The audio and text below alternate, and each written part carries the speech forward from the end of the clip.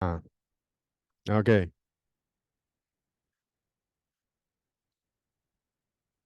Can you hear me? Can you just please raise your hand if you can hear me? No, in the online community.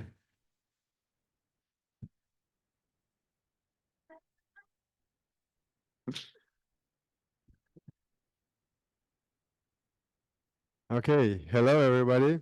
It is a special honor to be able to talk to you about the Argonaute syndromes. Today we have Amélie Piton from Strasbourg, who's been extensively studying the Argonaute 1 syndrome. We have Hans-Jürgen Kreienkamp, a biochemist and a specialist in AGO2 biochemistry and genetics. And we have Olena Ielesicheva, who will tell you what we learned actually from you. I hope you understand that we are also learning from you guys. And there are so many questions that only you can answer us. And yeah, and it's also me, Davor Lessel. So I have the honor to explain you a few things about, like basic things about Argonaute syndromes. Very thankful to Amélie, who prepared the slides and let me talk about it. It's always a pleasure.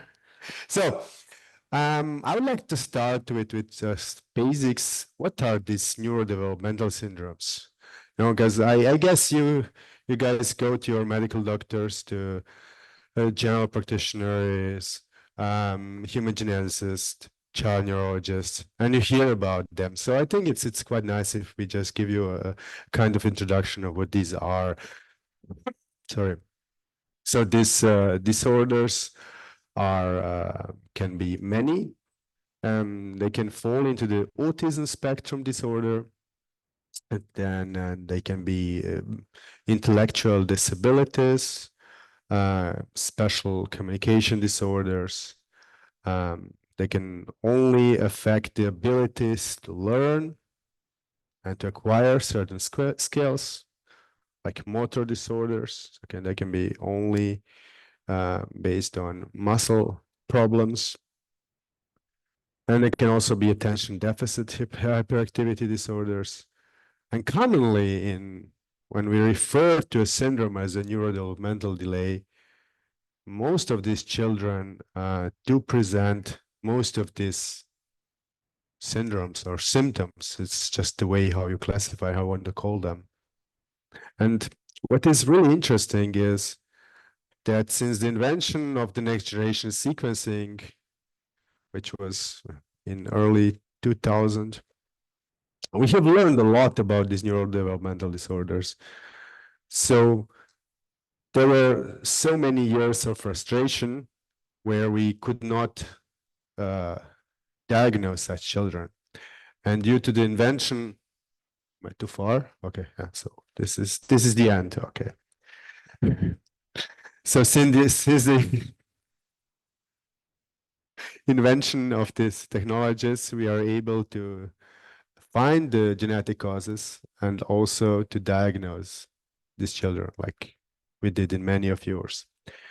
Because most of these disorders are actually caused by de novo variants. And what does this mean? This is a variant which occurs for the first time in the affected child. So in the gross majority of cases, the underlying genetic variant which causes the syndrome has not been inherited either by the mother and by the father. We do not understand why these mutations occur, but from large-scale analysis, we know that we are all mutants. So we all carry a bunch of such de novo variants.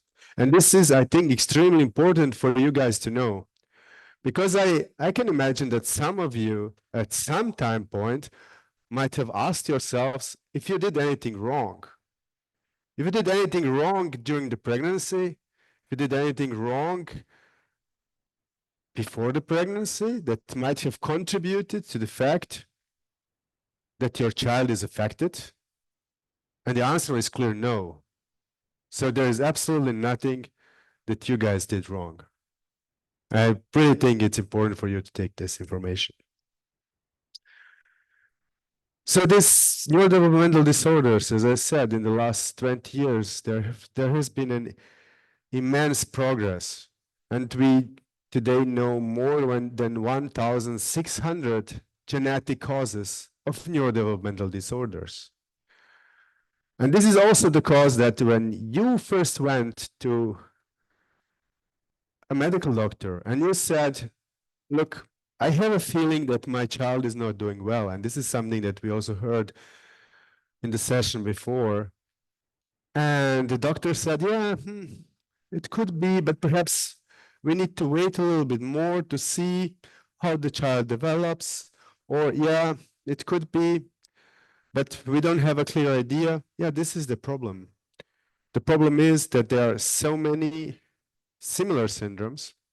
So based on the facial appearance, on the facial characteristics, and on the symptoms that your children have, nobody can say this is the Argonaute syndrome.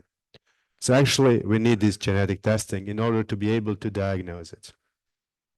So what do we do when we do this genetic testing? In most of the cases, we analyze so-called exome. And this is just a tiny little part of the genome consisting of around 25,000 genes, which are on 23 chromosome pairs. It's altogether 46 chromosomes. And which is important is that they all come in 2 copies, except from the epsilon chromosome. Like we men have a little bit less genetic information in us. So there are these 2 genes, AGO1 and AGO2.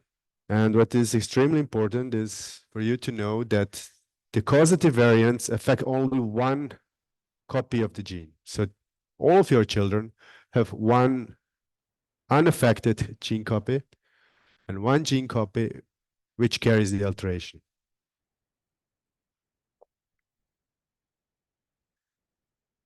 And this is something that we have actually known from other syndromes. There are more than 75% of all neurodevelopmental syndromes are caused by 1 altered allele or copy of the chromosome of the gene.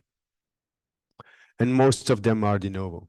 So most of them occur only on 1 allele and they're not inherited. And this is the cause of both Argonaute syndromes, AGO1 and AGO2.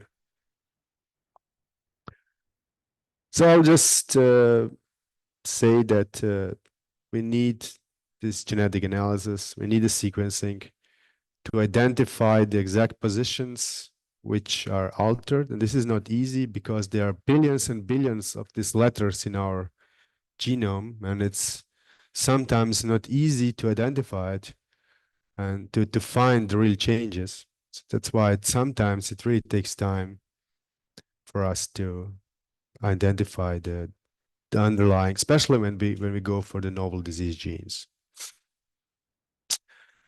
Many of you will see their medical reports, genetic reports, and then you will probably see that there are some strange letters there. There are some numbers that you might not understand. And I think, sorry, Nora has made a huge effort to prepare something so that you guys would learn how to know what it really means.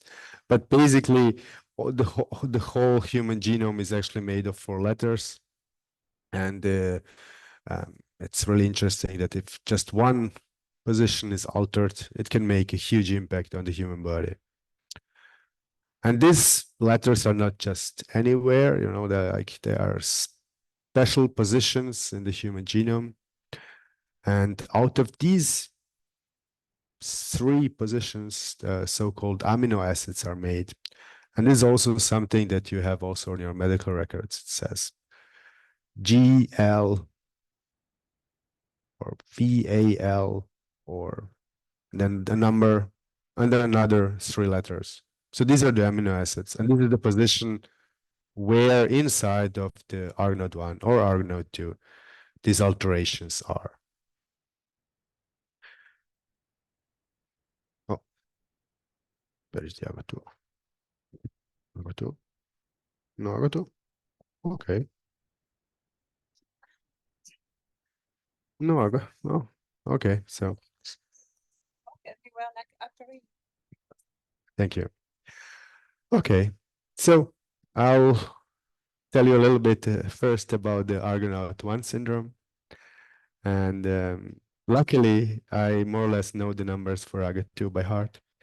This is, of course, of course. So on the right side, you will see photos of the children who harbor a causative alteration in AGO1, as Amelie and her group have published 2021. And perhaps some of you might recognize your children there. So what Amelie and colleagues have done, they have compared the major symptoms that are observed in AGO1 children to those who have a causative mutation in AGO2. Unfortunately, due to the technical error, you can't see the numbers for AGO2. Luckily, I know more or less which there are. So basically, all these children had a problem in development. They all have an intellectual disability. The only question is to which extent. Some have a milder course of disease, some have a more severe course of disease. And this is one of the key points that we are trying to understand now.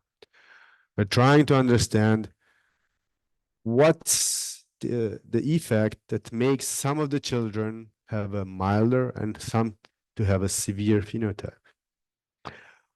And as you will see here, most of them have almost all have delay in speech development. Almost all have problems in acquiring motor abilities. Okay. Many of them have different behavioral problems that they develop with time, like anxiety, aggressiveness, behavioral problems, attention deficit or hyperactivity disorder. What we also observe, and this is what we believe is the cause of this impaired motor abilities, is that they all have muscular hypotonia, which means a strong muscular weakness. And because the muscles are so weak, it takes them longer to acquire walking, for example. And this is something that most of you have observed. And then there are several symptoms which are not that common. We do see some skeletal abnormalities, and most of these skeletal abnormalities actually, again, come from the weak muscles. So the scoliosis actually comes from the weak muscles because their muscles, they do not have enough power to carry all the weight that comes from the bones. We also see some visual impairment.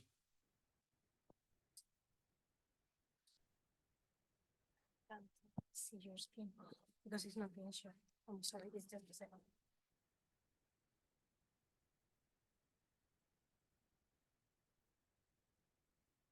Sorry. Oh, okay. That's true. So the main point is that the major clinical symptoms are the delay in acquiring motor abilities, speech disability. There are many of children who have muscular hypotonia.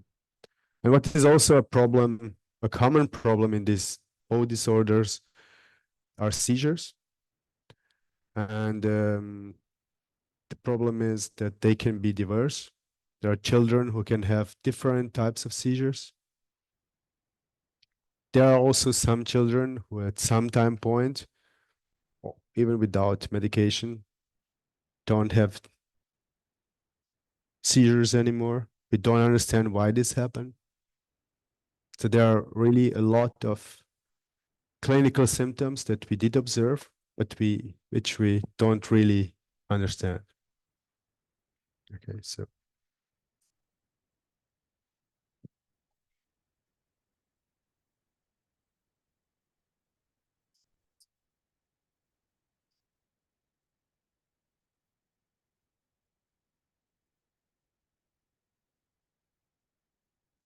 okay.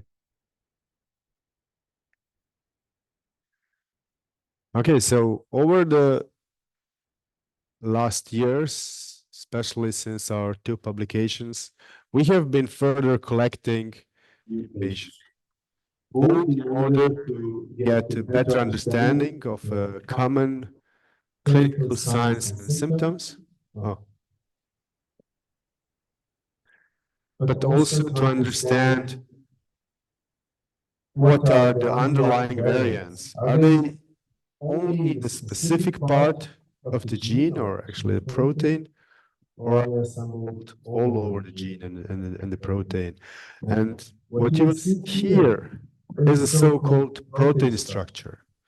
So each protein consists of different parts, and mostly these different parts, which are shown here in different colors, have different functions. And in some proteins, these functions are known. In some proteins, these functions are unknown. So you see this blue, it says N-terminal, which means this is so-called N-terminal domain. This is so-called L1 domain, PATS domain, L2 domain, mid domain, PV domain. And we actually, okay. And what is interesting is that we identified variants all over the gene. Most commonly, the variants are in the so-called L1 domain. And these variants are listed up there. And the bigger the letters are, the more it means the more children we identified with exactly the same variant. So in AGO1, there are two variants which are really predominant. One is a deletion of one amino acid, phenylalanine. This one here. And the other is a so-called substitution from one amino acid to the other, from glycine to serine. And I think, if I'm not wrong, there are more than 10 children for each of the variants. And so far, altogether, 26 different variants in AGO1 have been identified in more than 50 affected individuals. Sorry. So this is a similar situation for AGO2. The only major difference is that we don't have variants which are so common like the AGO1 variants. And what we also identified in the last years are variants which are also present in AGO3. So likely you will become an even bigger group in the future, as also families with patients harboring a causative variant in AGO3 will join you. We are still gathering clinical data, so I can't give you percentages of different signs and symptoms like we did for AGO1. But I can tell you already that it's a very similar neurodevelopmental delay.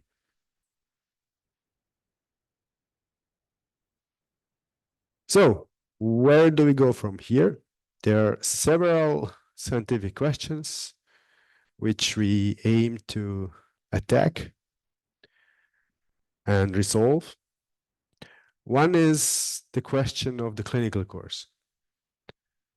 And I think this is one of the most important aspects for you guys. I can imagine that you are asking yourselves, where does this journey go?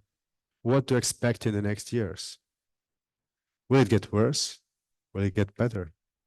Will any other additional symptoms come that you need to take care of? Will your children ever be able to take care of themselves? To which extent? And unfortunately, at this time point, I can't answer any of these questions because the gross majority of the patients that are known to me are young. We hardly have any that are older than 30. So we need, this is a sub project that I'm trying to work on. I'm trying to attract neurologists all over the world to perform genetic testing in adults in the hope that we might identify adult AGO1 and AGO2 patients. So we started this project in Salzburg several years ago, but unfortunately we identified several adult patients, but unfortunately none for AGO1 and AGO2. But this is the hope that the more we talk about it, the more we will find such. What we are also doing, and this is where we need especially your help, because I always say the parents are the real experts on the clinical course. I mean, I see a patient for 30 minutes. I can do some medical examination, which perhaps you can't, but you live with them. You know what's happening in the night. You know what they do good, what they are good at, what are the major problems in everyday life. You are the real experts, and that's why we need your help. The next point that we are trying to understand is what is, these two proteins, AGO1 and AGO2, they have many functions. They're extremely important in the human body because if they weren't, they wouldn't be causing such a syndrome in humans. So we are trying to understand which of these functions are altered or impaired due to the variants that your children harbor. And this is an extensive work because as you have seen, we identified more than 60 different variants. And we do expect that many of the variants will have a different impact on the function of these proteins and consequently leading to different clinical course. And ultimately, we might even need different therapies for each variant. But this is a very, very far reach from now. And that's why we're also trying to understand how these variants affect the brain development. And we do it primarily in models. So we are generating or have generated mouse model. We're also trying to use the fibroblasts, which many of you have generously provided to us. So we have made IPS both for AGO1 and AGO2 and neural stem cells. And then we can really use the skin to make neural cells. And this is what we are doing, and we are already analyzing them. But I'd like to let now Olena share with you the data that you provided to her.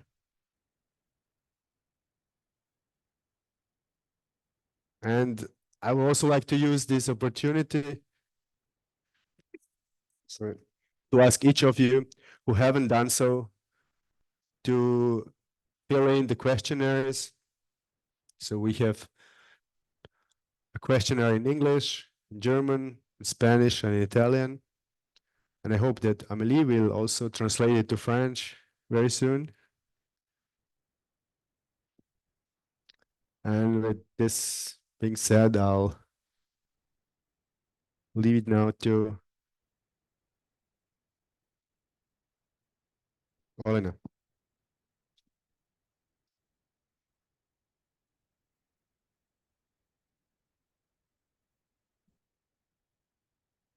Are you hear me? Good. Thank you.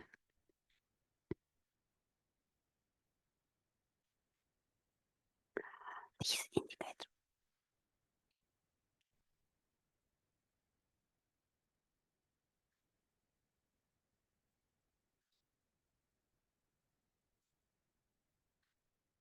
Нет.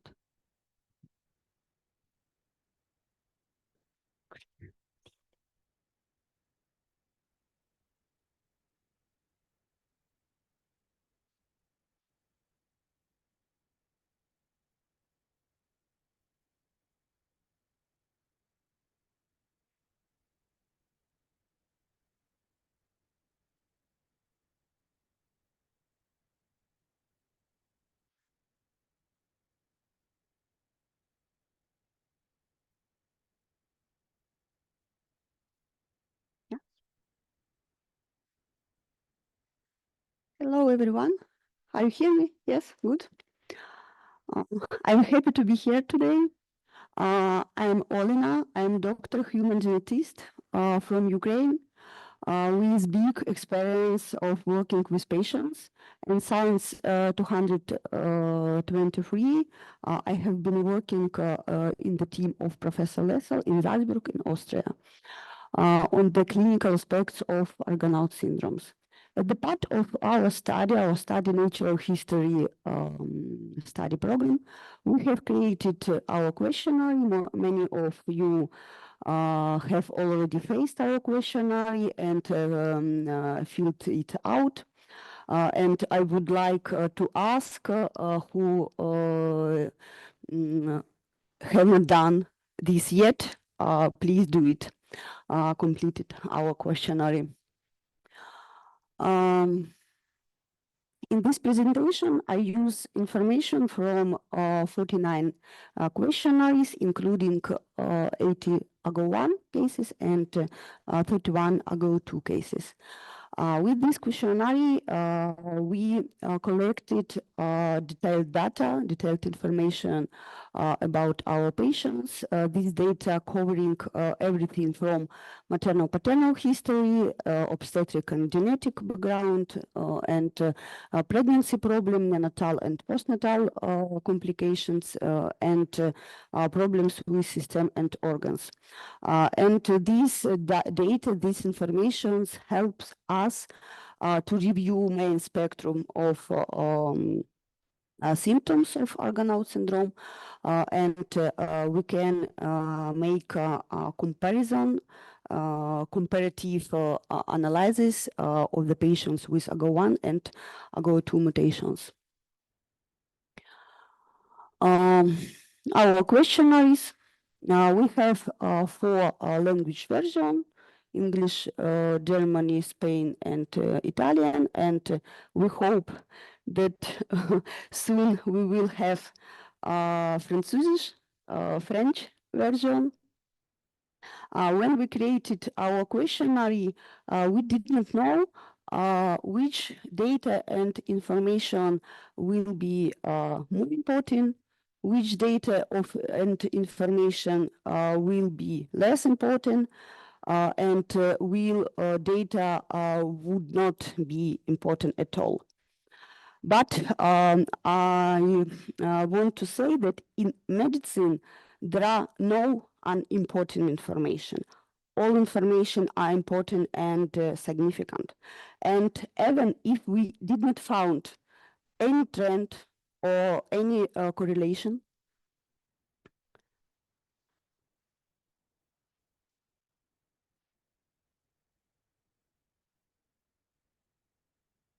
okay. And even if we did not found any trend and any correlation, this is also findings.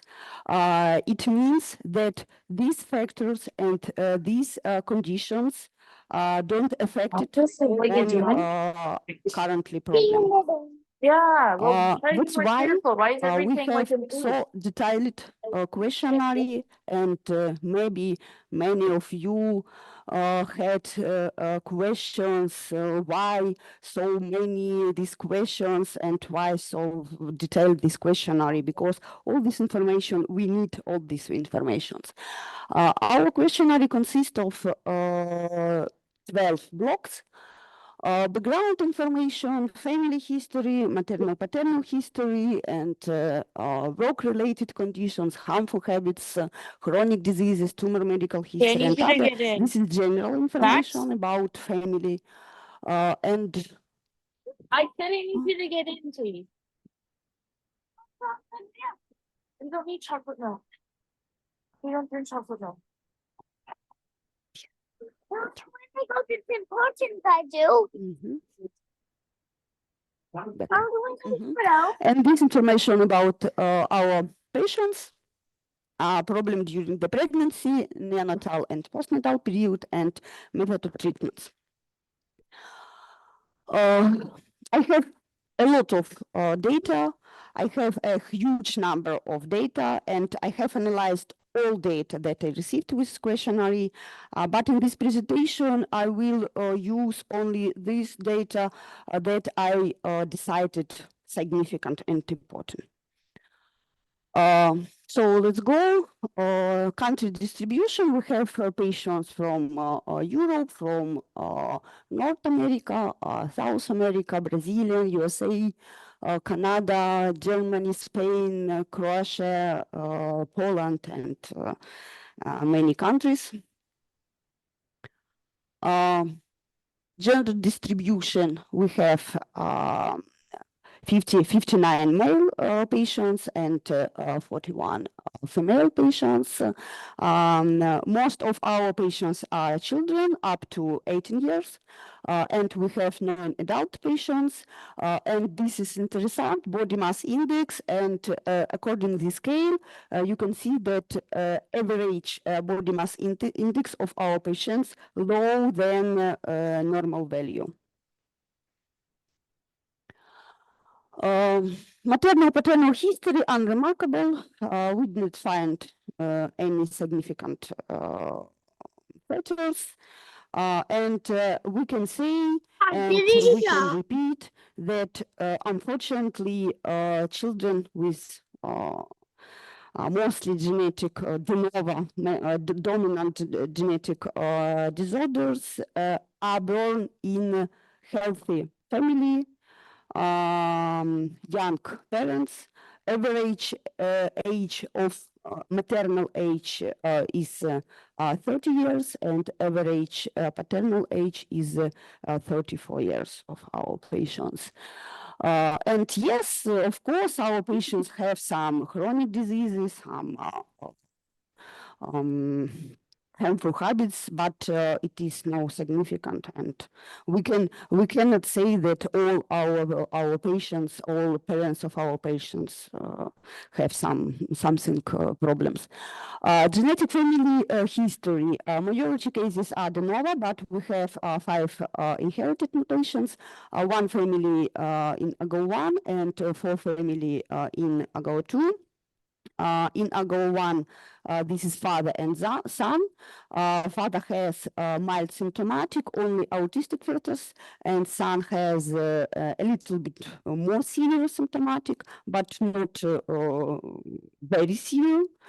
And for family in AGO2, 1 family mother is mosaic, and she has 2 children with symptomatic.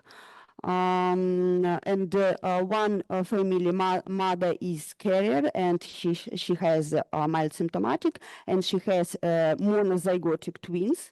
And 1 family mother has not any symptoms, but she has 2 children, son and daughter, with symptomatic, and 1 case mama is mild symptomatic, and she has son and daughter with symptomatic. But I can say that all these cases, all these patients have mild or a little bit more than mild symptomatic.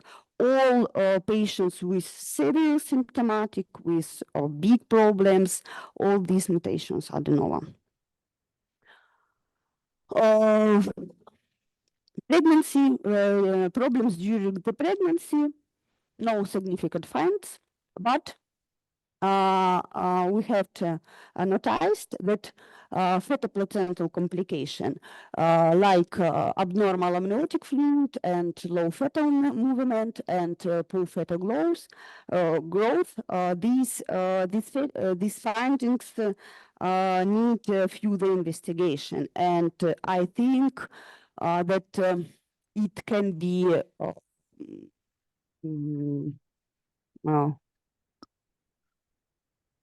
yeah.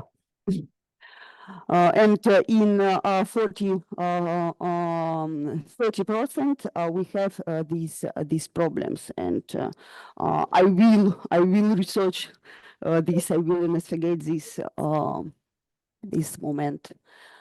And first problems, first significant findings appear during the delivery, and you can see that that only 18% of all cases have normal vaginal delivery without any problems. All these cases have problems.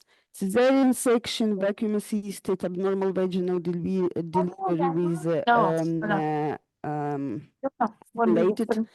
Yes, we can say that not all delivery with cesarean section are abnormal.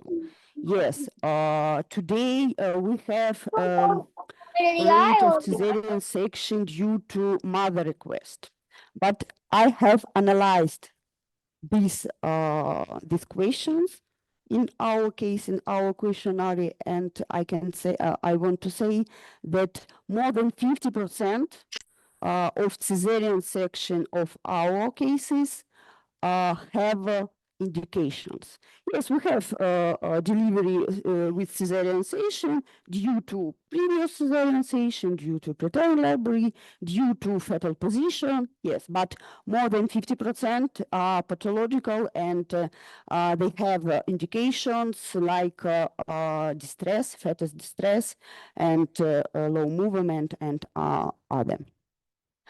Then neonatal complications. Only 12% of our fetus, of our babies, don't have any neonatal complication, normal. 88% of our babies, of our newborns, have neonatal complication, and I have used in this table only most frequently neonatal complication, and most frequently feeding difficult and abnormal muscle tone, muscle weakness, and these signs, these symptoms go together, accompanied to each other. Feeding difficult because muscle weakness. And then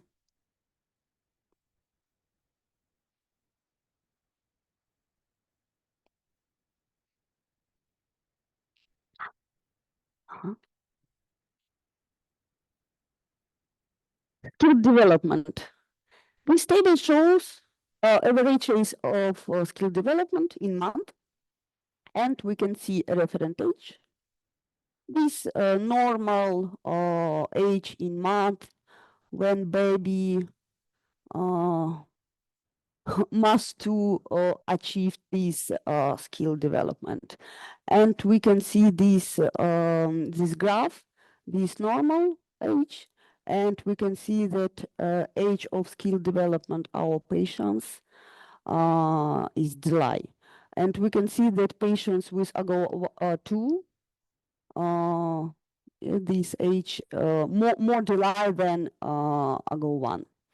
And 23% of AGO2 patients not achieved walking without support, and 32% of AGO1 2 patients are non-verbal.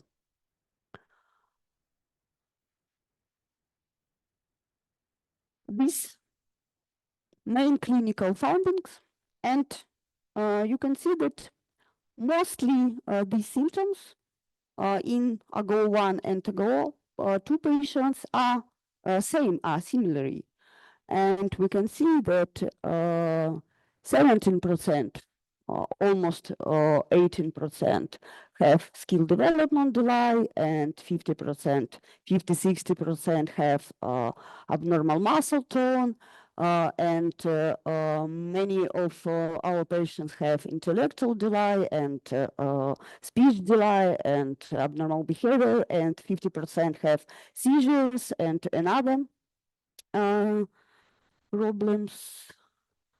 And on this table, I wanted to say that a difference between AGO1 and AGO2 patients, and we can see that more patients with AGO2 have motor development delay, more patients need wheelchair assistance, and more patients are nonverbal. And this is interesting that patients with AGO2 mutations have more problems with another system and organs, breathing problem, digestive problem, skeletal abnormalities, and visual problem. So, summary, our conclusions, what we have received, that unremarkable paternal-maternal history, no significant history of chronic diseases, genetic family history, we have inherited mutations, obstetric and gynecology history, no significant issues, fetal-placental complication need further investigation, delivery history and neonatal complication, we have mostly our patients have neonatal complications.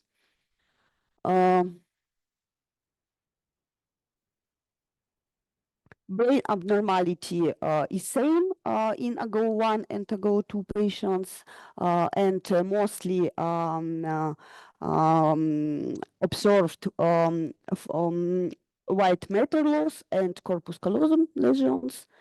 Heart abnormality were observed, but not in many cases, and no significant auditory and immune problems. And about 80 patients have skill development delay, and all patients have neurological signs, but in varying severity. And we made this comparison of AGO1 and AGO2 patients, but we need more and more cases, and we need further investigations and research in these questions. And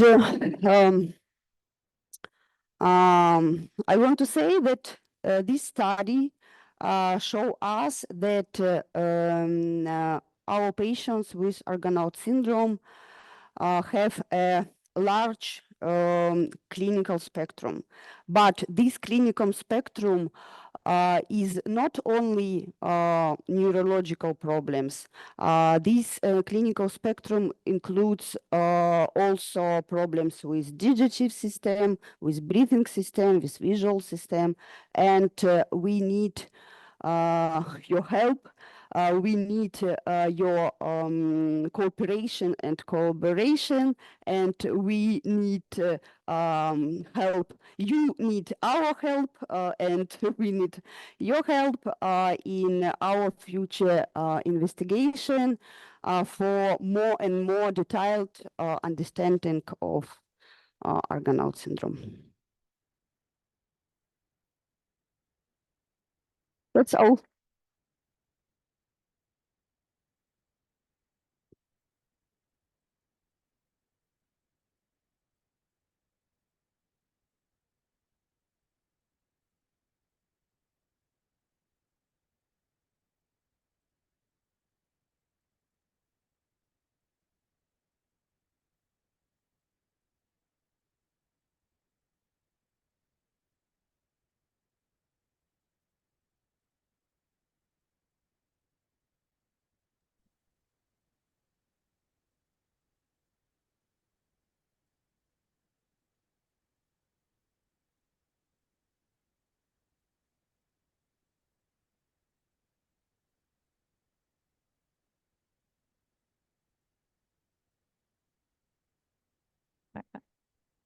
I'm not sure. Okay, it works.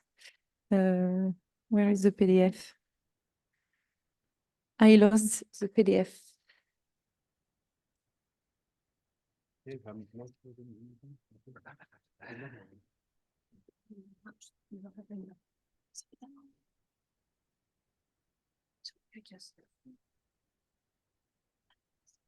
I can see it. Yes. Okay. Oh no, it's okay. Okay. Yeah, so I just wanted to say one word because some of the family already registered to this other online questionnaire. So you can hear me. It's a website that was created like 10 years ago to try to also characterize the natural history, but all the different genetic form of neurodevelopmental disorder.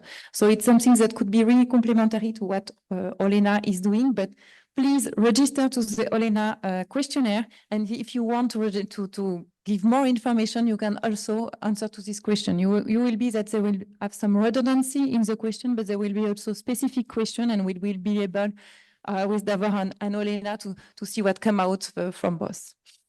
Just to show you, for instance, we use this project for the Argonaute syndrome, which is another neurodevelopmental condition.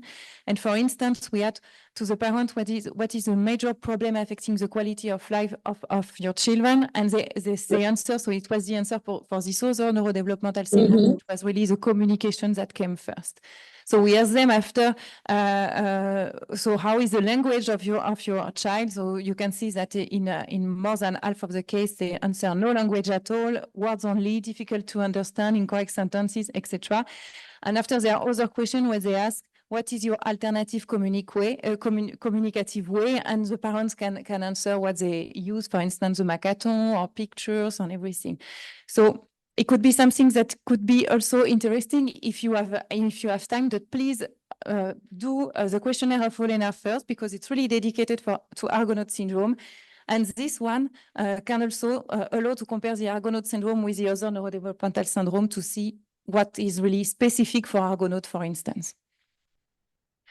I just want to show you that, so 5 family already registered for AGO1, 3 complete entirely the questionnaire, and 1 family for AGO2. And so, for instance, we ask what is a major problem that affects your relative everyday life. So for sure, there is a small number, we cannot really conclude, but they say intellectual development disorder in 3 cases, but anxiety was the answer in 2 cases. So anxiety seems to be really something that came out for AGO1 at least. And you all answer to what the question, what is your relative strengths? Everybody answers that the children are happy, funny, and loving. So it's also nice to have also the strengths of the children. So that's it for this part. I will let, it's okay, you want? Oh, I can use that, that's fine. Then I'll take this off. So now, I think we need to switch a bit to the scientific part of it. And what I found initially myself difficult to understand is what the Argonaute proteins actually do. Why do you need them? Why do you need an Argonaute gene? Why do you need 4 Argonaute genes?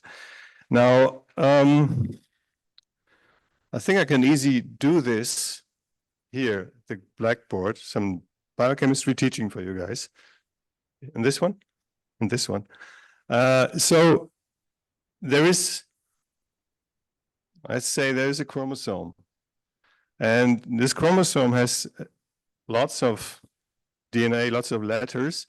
Somewhere here is the gene for one of our Argonaute proteins. Let's say it's AGO1. And the gene is being transcribed. So this is DNA, and we make a little piece.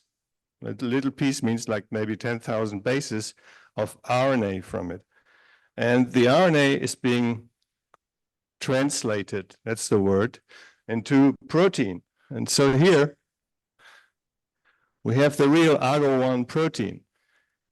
Now a little mistake here means there's also a mistake here, and there's also a little mistake in the protein.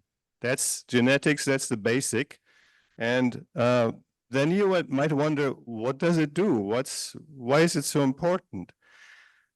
then you need to imagine that your cell is a little factory to make proteins, and every cell is a bit different. So cells in the brain are different from your cells in the muscle, from the cells in the liver.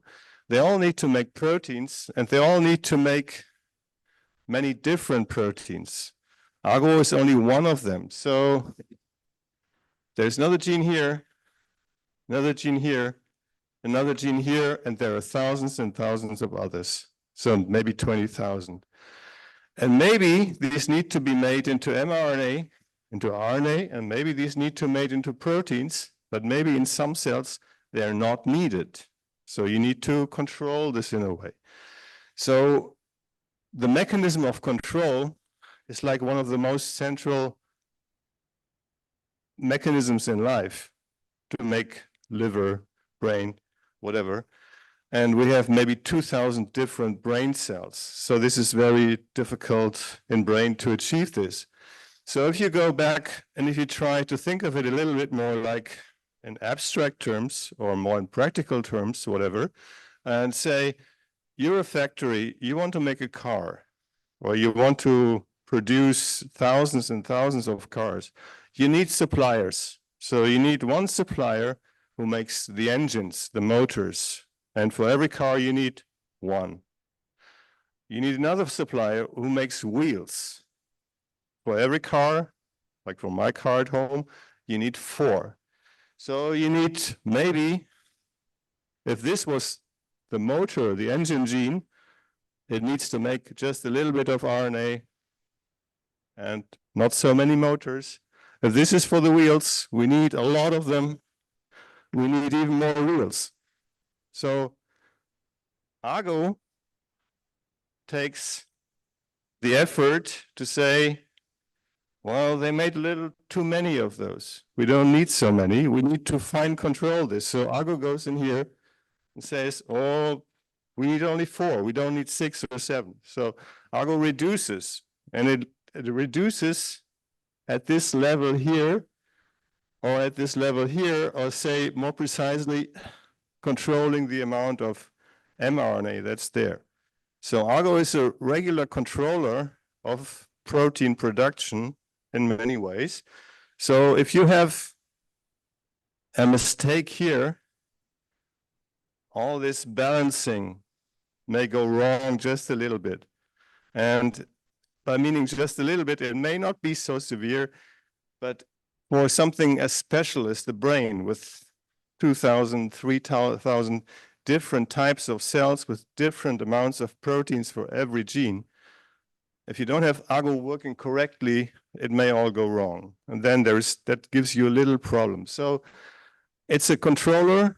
So we have so many genes making so many different proteins, and you need to make the right amount. And if there's too many wheels, and if there's constantly too many wheels here, this factory will not really work good. They have problems, and you can imagine this kind of a disbalance. And we think that misfunction in AGO proteins leads to protein imbalances all over the different cells of the organisms. How can we study this? Different ways. We try to make cellular systems where we have the mistake, the mutation in AGO in there, and we want to see how RNA levels alter for different genes, for different proteins. We want eventually to see how different protein levels are changed and how things go wrong. We also want to try this in mice where we put in the mutation, and we hope that to see how RNA production is changed, is altered. And these are the model systems we use. And these are sometimes difficult, sometimes viable, possible experimental systems. We need people to do the work and to measure accurately RNAs and proteins from different genes, which will tell us how every individual variant in AGO will make a disbalance in protein production. This is what we do. So, thank you. You want to go on, or?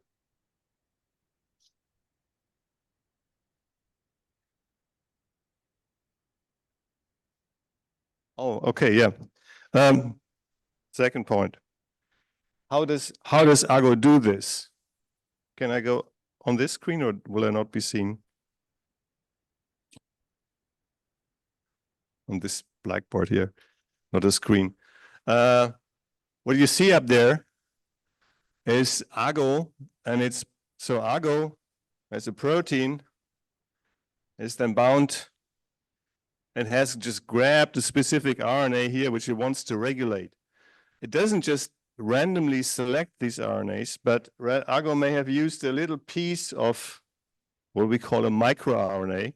So it's a small RNA, and this small RNA somehow recognizes the mRNA and says, this one we want to regulate, we want to down-regulate, we want to destroy eventually. So bad luck for this mRNA, it goes down. Other mRNAs will not be affected because there is not the specific microRNA involved. In other cells, muscle, liver, this one may be controlled by the microRNA. And the different domains, the different parts of AGO have different roles in this whole thing. So one part needs to grab this end of the microRNA. One part needs to grab this part of the microRNA.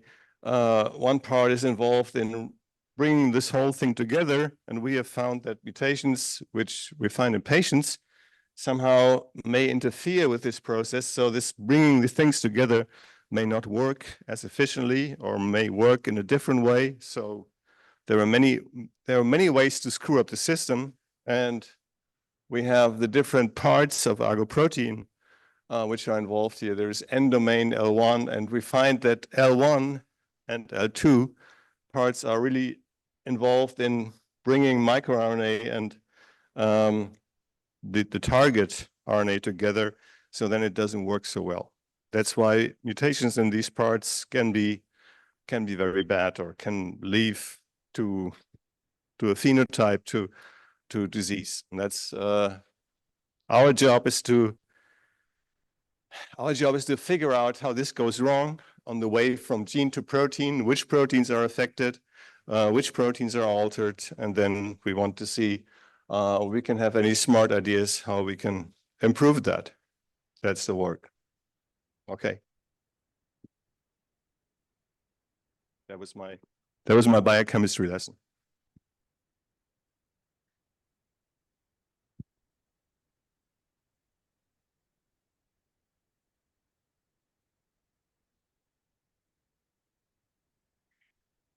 Yeah. So you can see here the AGO protein, and you can see that the AGO protein, you remember, you have two copies, one on each of the chromosome 1 for AGO1, for instance, and you will produce a certain amount of protein. For AGO1, we don't know if you have like a mutation that will totally affect one copy, you will have less amount of AGO1 protein. We don't know if it's involved in the Argonaute syndrome. But what we know is some specific variants. So I took the example of this one, the glycine 199 serine, meaning that at this position 199, you have normally the amino acid is a glycine, and you have a serine instead. And how goal, so as Jürgen Kreienkamp told you, is to determine if this specific change in the whole protein, it's only one amino acid will change on 800 amino acids in total. Does this specific change affect the protein function and affect AGO1 functioning? And the other thing is trying to understand why affecting particularly AGO1 function will affect the whole brain development. And as it was said, as it tightly regulated all the different fabric making of protein during brain development, if there is some dysregulation, it could affect the different steps which are really important for brain development and brain functioning. So I just wanted to say one word about finally, what we learned from this scientific meeting and for the scientific team working on trying to understand the effect of this variant in AGO1 and AGO2. So you can see here that there are teams located in the US working with a worm model that I will tell a word about it, trying to understand the structure of the AGO1. And we have some team also in Europe working with mouse model, but also in vitro cellular model, trying to mimic what happened during brain development. So we can like overexpress the AGO protein and put the mutation in this AGO protein and see what happens in regular cell or in neuronal cell also to study the consequences of this variant. What we can do also, and it was the work that was presented by this team, so Kotaro Nakanishi, who work in US, and he has actually a guy doing some structure of protein. And he tried to do, so he did the structure of the protein with this specific mutation in AGO1, which is phenylalanine 180-del. And what he showed with his team is that like this specific mutation will affect the structure mildly, but sufficiently the structure of the Argonaute protein, the AGO1 protein, that it will make for the protein difficult to do this part, and that will perturb this part of the regulation between the microRNA and the mRNA. I will not enter in the detail, but so we really could prove that this specific mutation affects the functioning of the Argonaute 1 protein.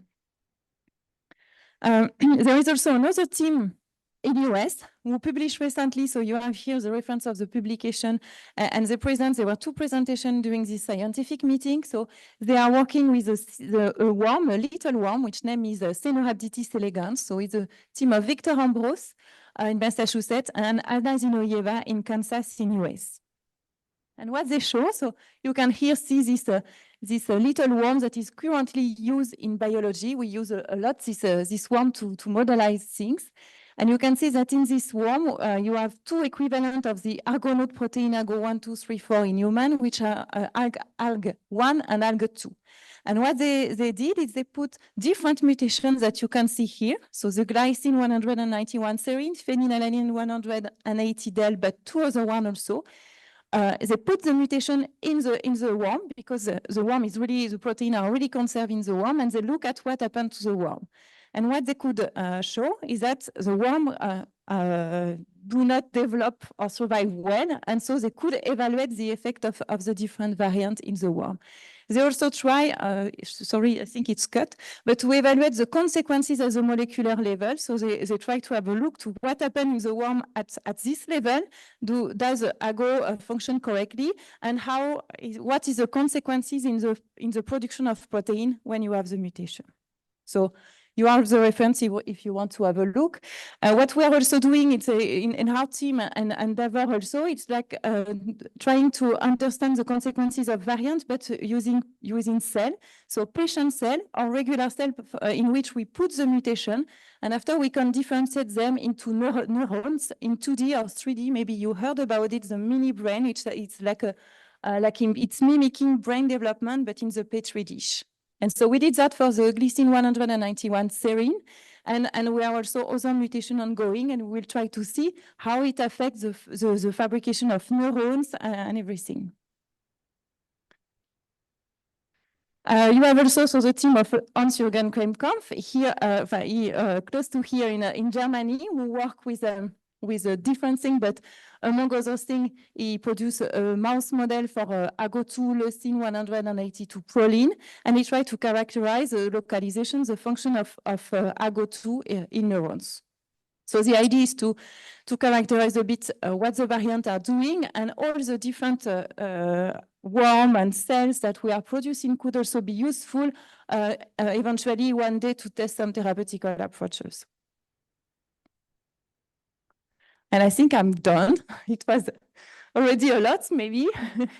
So maybe we can all come back if you have questions. Except Hans-Jürgen, he has to go.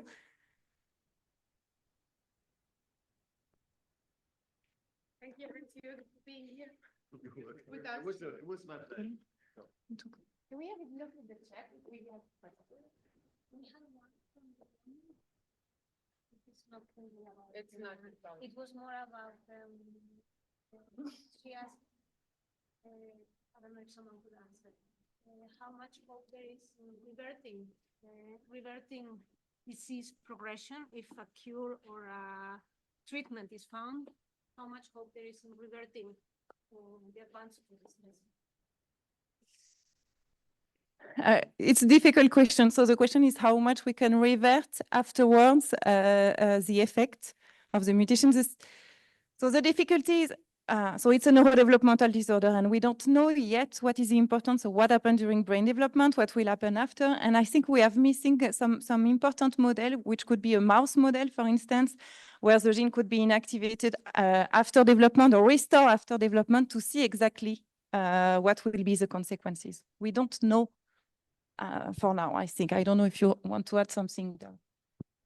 Yeah, so I can just say that we don't know if we, and I hope that we will, but if there is a treatment, will there be a timeline till which patients need to get this therapy or not? We don't know that.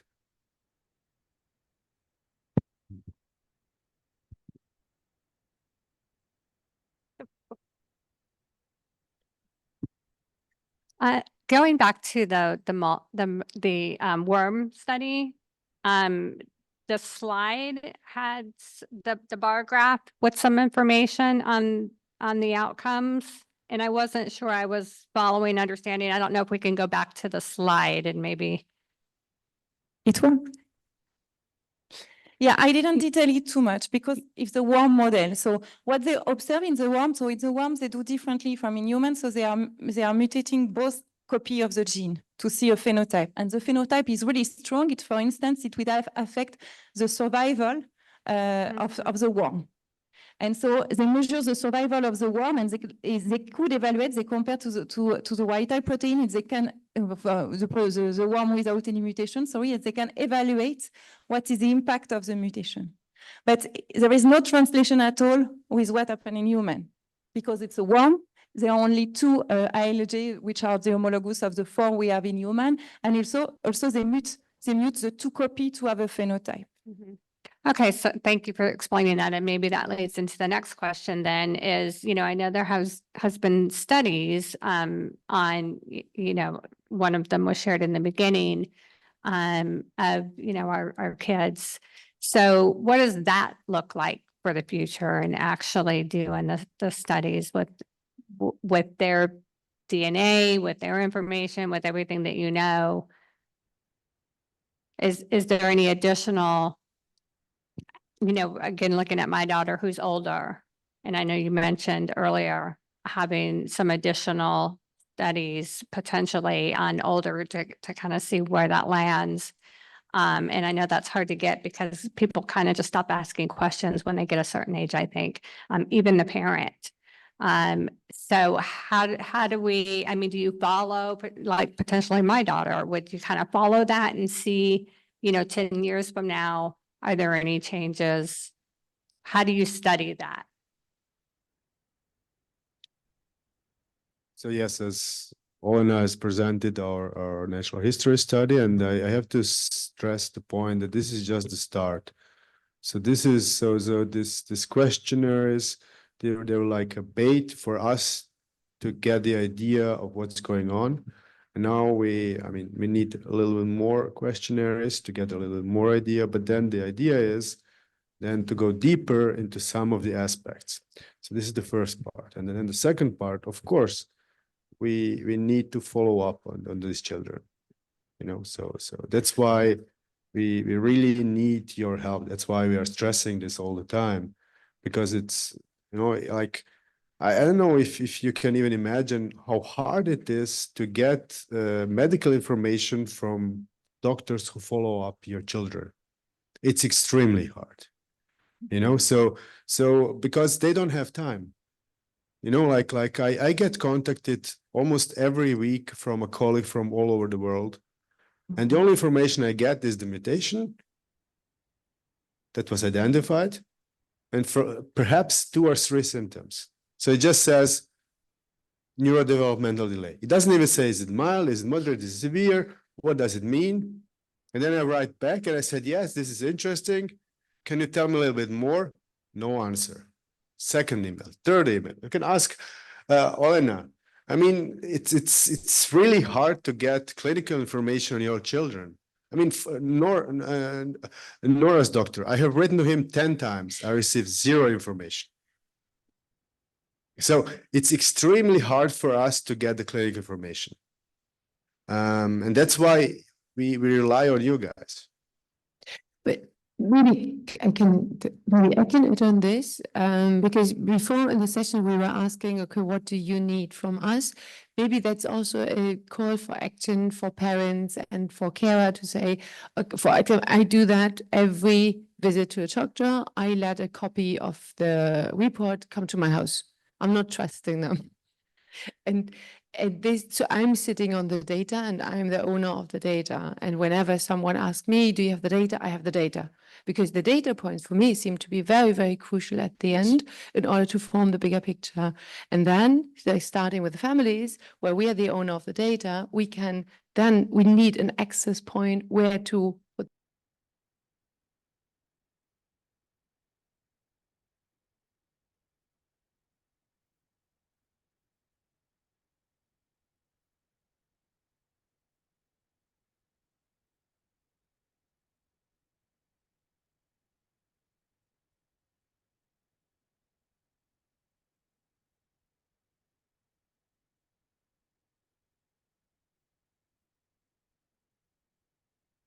like melanoma, and I probably just freaked myself out. Do you think the Argonaute proteins affect like tumor growth? Okay. So cancer is definitely always a big question, because cancer is one of the symptoms or diseases which comes mostly later in life. So yeah, I cannot say that definitely none of your children will develop cancer. This is something I cannot say. But until now, we have not identified a single individual who had cancer. Only I was contacted several years ago by a colleague from Netherlands, where he has a patient who is 30 years of age and who developed testicular germ cell tumor. So it's a testis cancer. And then I asked him, did I analyze CHEK2 gene, which is the gene that I connected to the testis cancer? And then they reanalyzed it and found it. So this patient did have cancer, but it was not because of AGO2. So what you were reading there on the poster, no, it's fantastic question. Thank you so much for bringing this up, because I think it's really important for you guys to understand it. So what happens in cancer, in the cancer cells, is a huge amount of different genetic alterations. This is what makes the cancer. This is what makes the cancer cells. That's why they are different than the normal cells. That's why they grow faster, and that's why they make bad things. So among many other genes which are mutated in the cancer cell itself, it's also Argonaute-2, but it's not only the Argonaute-2. So what the colleagues are studying, and this is a group these are two groups from Germany, one from Erlangen and one from Regensburg. They have found that some cancers, and in specific this skin cancer, melanoma, that these cells have less AGO2 as compared to some other cancer cells. And they are trying to understand if this reduction of AGO2 in this specific cancer is something which would be important for development of skin cancer. But again, this is something which is happening in the cancer. This reduction of AGO2 is not the cause of this cancer. It is the consequence. And there are many consequences in each cancer. That makes sense. Thank you.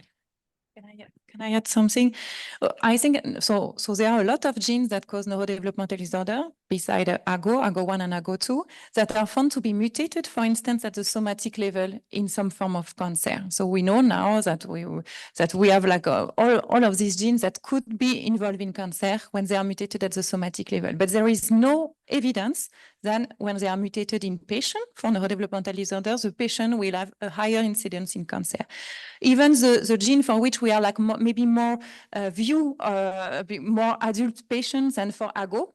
So the gene identified 30 years ago, there is really no clue of a high incidence of cancer, even if the gene could be involved in cancer in some situation. So we have no argument now to say that for Argonaute, like for the other neurodevelopmental disorder gene. Thank you. And just one other quick question. I found it interesting during the presentation how there was father-son who shared, who the father passed the gene on to his son. The father had mild symptoms and the son had more severe symptoms. And I'm wondering why you think that is.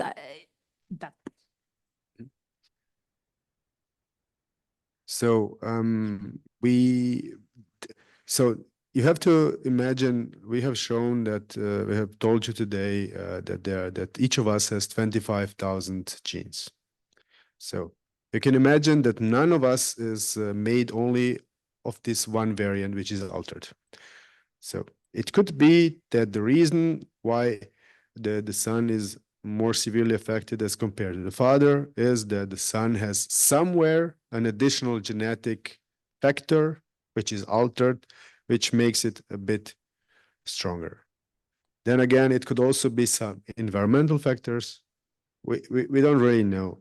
But this is also something, I think we didn't talk much about this with the families, but what we observed and what especially Amelie observed is that even children who have the identical variant, that they do not necessarily have the same severity of the clinical course. So there must be some other factors which influence the clinical course of the disease. And in some instances, we do identify these. So some children do not harbor a variant in only one gene, but in two genes. And then there is a combinational effect. And in some cases, we still do not understand it. But it's really important to understand that none of us consists of, especially not your children, consist of only this one AGO variant, but there are also 25,000 other genes. And what is even more important, the genes make only 1% of our whole DNA. And we are just starting to understand what this other 99% of the genome does. You know, like I remember when I studied medicine, my professor told me, yeah, the DNA consists of the coding parts, the genes, and trash. And today, yeah, and now we know that much of it's really important. So because we still do not understand completely the other 99%, we can also not really test it. But this would be a likely answer. Or do you want to add something? Yeah, I wanted to add something about this variability, even for patient carrying exactly the same variant, because you were talking, guys, before that sometimes you arrive in the association and you will compare with older children and etc. And I think it's you have to know that for Argonaute syndrome, especially, it's the case for some other neurodevelopmental disorder, but not all of them. Some are really like the children really will have the same evolution. There are some variability, but not so much. But for Argonaute syndrome, there is a huge variability. So it's not because the other child has exactly the same variant that your child will have exactly the same evolution. So there are a lot of factors that we don't understand, we didn't identify yet, that could be genetic, environmental, a lot of things. So I think you observe that when you see the different children, but it's really something that is especially pronounced for the Argonaute syndrome. Thank you. Thanks a lot. Aldona is here, and Aldona is sitting on the chat. So you're monitoring the chat online. And Aldona, you want to share some questions. There are a few questions online. One from Melissa Hendricks. I think you've answered that, but let's bring it. Could AGO1 have contributed to Zach's leukemia? Do you want to add anything to that? How old is Zach? She didn't precise it here. And which type of leukemia was it? So this would be important just to consider.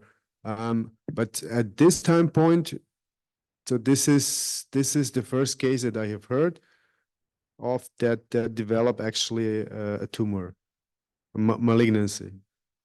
So I wasn't aware that there is actually a patient, a young patient. I don't know how old he is. But I wasn't aware of, up until a minute ago that there is someone in the world harboring, I don't know, is it AGO1 or AGO2? AGO1, maybe we No. can ask Melissa to follow up. 14. Okay, yeah. So this is the first time that I've heard of it. But maybe that's a good way to jump in. If we now notice in our community these cases and we see, oh, wow, this is something new, this is something we haven't heard about, what would be a recommendation to go You on? have to contact us. Really, I mean, Make the introduction to you Yeah. and then yeah, ask for that'd follow-up. be perfect. Because if it's something, for instance, that is not in the questionnaire of Olena and Davor and the questionnaire in Genida should be broad enough, but sometimes maybe we didn't consider one specific sign. So if you identify that it's more common, you think, between you and maybe for your friend or things like this, you definitively need to share, because we could try to see exactly what it means, if it's just an impression or if it's something real. It's important to have this information from you. But the question about malignancy, leukemia is integrated in the questionnaire. There's another question from Silvia. Laura, I think you've written that you will bring it up, but since I have a microphone, I can just go ahead with that. Couldn't a messenger RNA be synthesized for a healthy AGO protein, which could lead to changed balance of AGO proteins in favor of the healthy AGO protein? It definitely could be sensitized in the lab. The question is, will it really help? And we don't know that yet.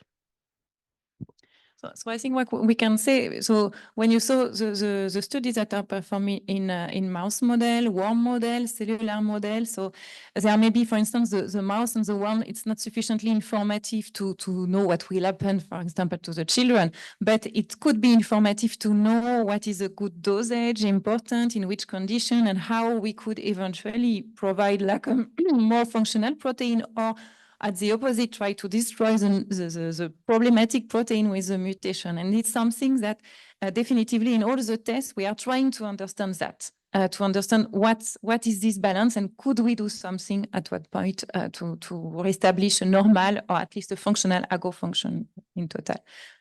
But also from what we know now is that there will be some mutations where we would need something like what was asked, like more of a normal protein or RNA, and then there will be also some variants where we would actually need to decrease the amount of the mutated protein.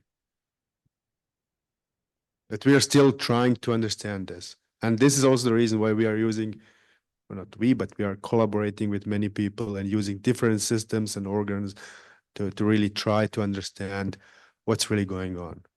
And if we would give you now here like a table with all the models, you would get completely confused, because we see effect in some for some variants, and then we don't see some effects. So it's a challenge also for us at the moment. And I think it's also another specialty of this Argonaute syndrome. I'm sorry, you have a lot of specialty, but because like for other syndromes, the mutation, we know that it will totally disrupt the protein function, and they are all behave the same. And so it's easy to know exactly what the variants are doing, because they all do like a total disruption of the protein function.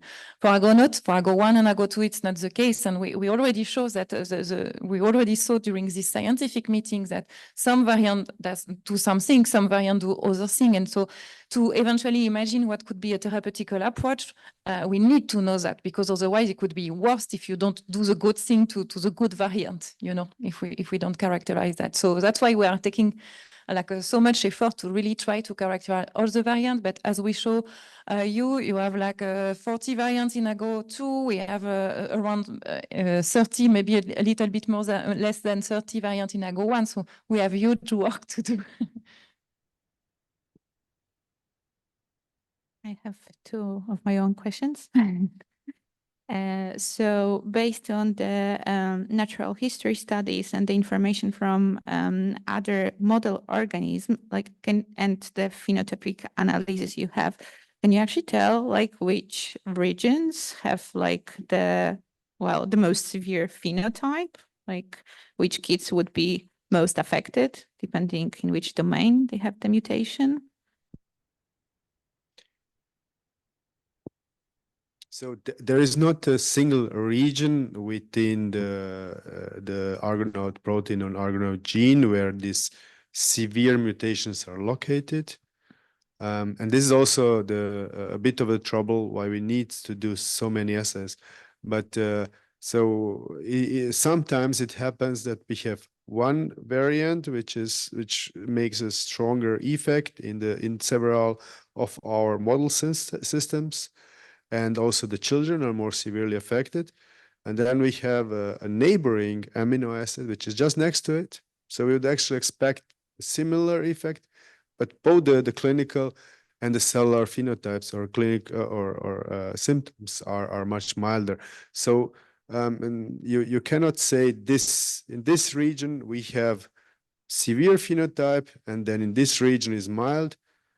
No, we cannot say that. And it also depends on the way how this amino acid is altered.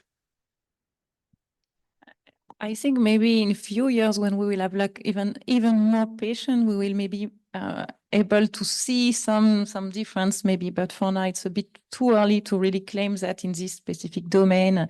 And ever you say you're right, and also because we say that even if you carry the same variant, you can have a huge variability, so it adds some complexity to the say. We have a domain for which we think the variant are described to have like maybe milder phenotype, but we don't even really know if it's really a phenotype or not. But for the rest, we cannot really say for now. There may be something, but I think we need more and more clinical and molecular information to know that. And I was also wondering, how does Argonaute expression like changes throughout the life? Are there like any studies showing how it varies from childhood to adulthood?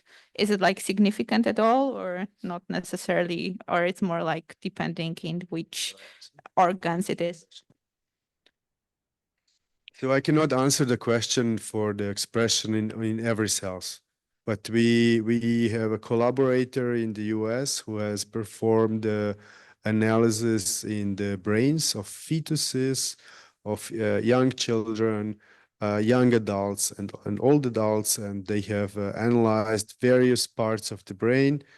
And I can say that both AGO1 and AGO2 are highly expressed in all analyzed brain regions or major brain regions from the time of the before the children are born till late in the adulthood. So it's always very strongly expressed in the brain. But I didn't look into the other cell lines because the brain seem to be the most important for us. We should have so I think it's really an ubiquitous protein. It's always you need each cell need AGO, so it's expressed in all the AGO cell. But we should have some information like this because when we do the mini brain, so the brain organoid in vitro, we are doing sequencing also, and we will be able to know exactly in which of the different cell types, so the progenitor, neuron progenitor or differentiated neuron, it will be more expressed and things. So we will have this kind of information. But all the cells are expressing AGO because it's so important. Okay, so I think it's getting late. The final question, I have you, Laura. In the chat, we have some people asking if AGO1 can have a pooping and feed issue, and also if you guys have any recommendation for which kind of food the AGO patient has to eat, and if there is any restriction on diet.